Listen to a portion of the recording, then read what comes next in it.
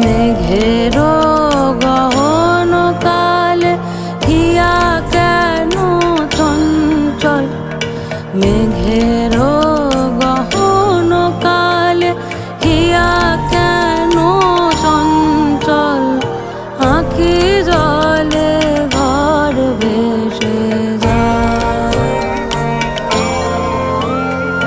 নিবিড় নিঝুম নিশি একা